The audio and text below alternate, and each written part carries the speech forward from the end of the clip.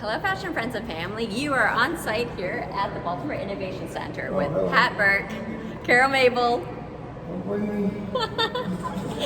and Mr. Hardy and Michelle Edwards. We are doing a photo shoot. Something that's come to my attention that many of our audience has noted is that they don't realize that everyone that's within this collective are individuals.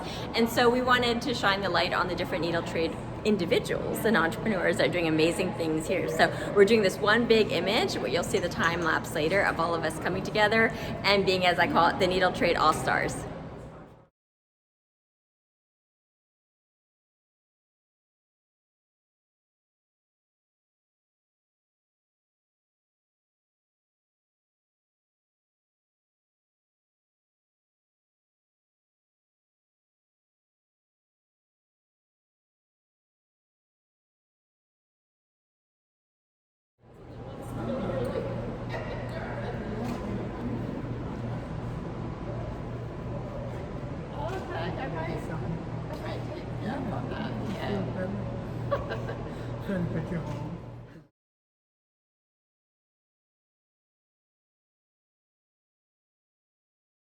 Well, I had this, it's actually really lovely, although it's falling apart.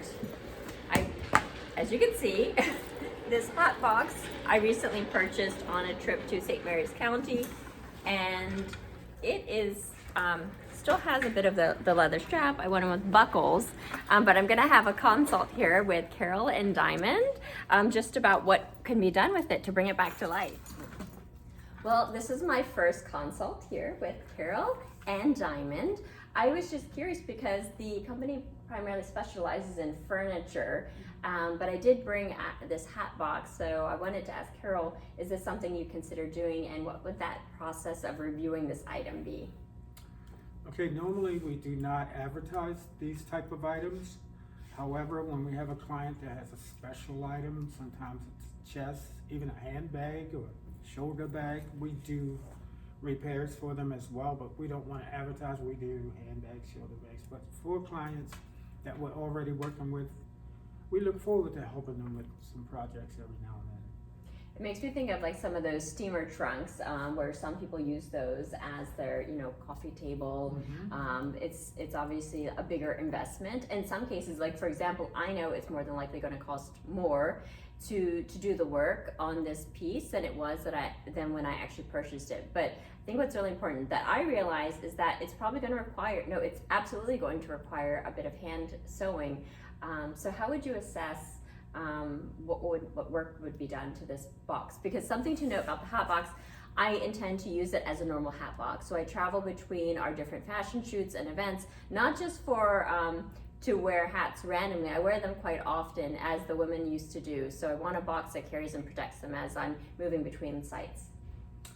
Okay, my approach to it would be to first find out what structure is sound and what structure is pretty much dwindling away. That being said,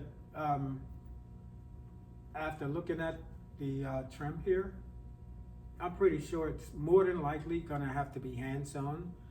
I'm gonna recommend a fine leather here, maybe a dressmaker leather. Reason being, it's more pliable. This way I can penetrate it easily with the needle, and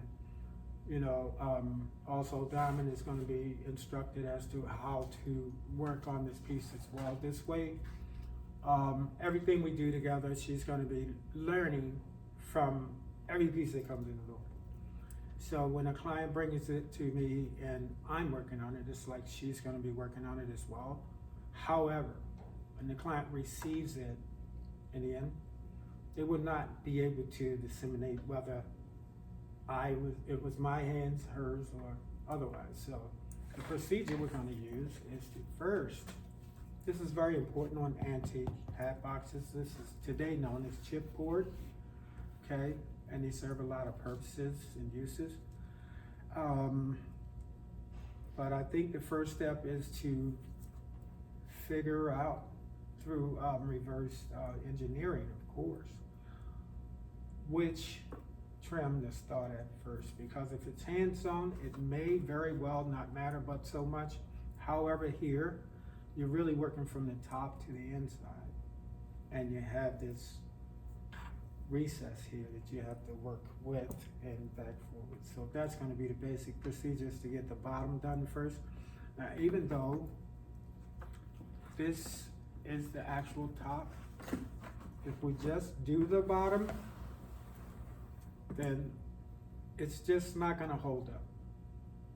Once you load it and carry it around, it's not gonna hold up. However, we need to entertain how we're going to move forward with matching the leather here, which is the antique part of it. That's the trim and everything, but we're gonna, basically, we're gonna get it done to perfection, I'm pretty sure. That's so exciting. I feel so honored that Baltimore has this level of skill and expertise, and that's being passed on to that next generation. I heard that there's some new moves that are happening with the business. Can you tell our audience about it? Yes, I'd like for Dharma to kind of give her insight on what she's experienced with in the connection with upholstery doctors. That's going to be now known as Cut-It. And what Cut-It is emphasizing is, it's odd, but C-U-D-I-D, and it'll be a dash, C-U-D-I-D. I like it. It's Carol's Upholstery Doctors, Interiors, and Designs. Now, up the road, we're going to bring in something in there for Diamond as well, because we want her to be known in the company, because this is going to go next level.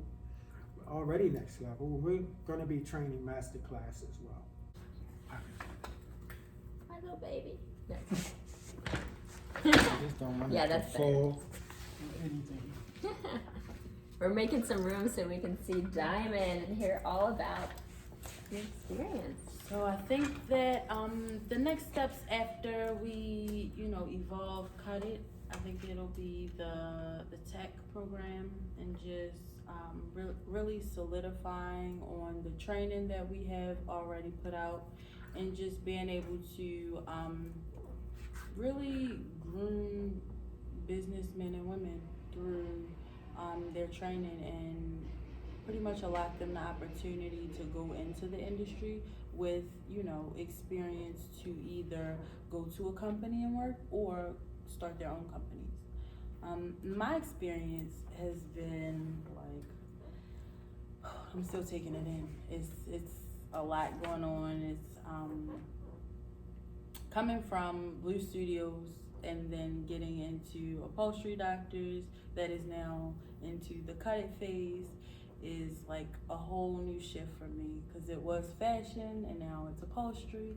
Although the sewing translates, it's just different, and I'm like starting off fresh with like a reset button, if you will, just so that I can learn as much as I can. But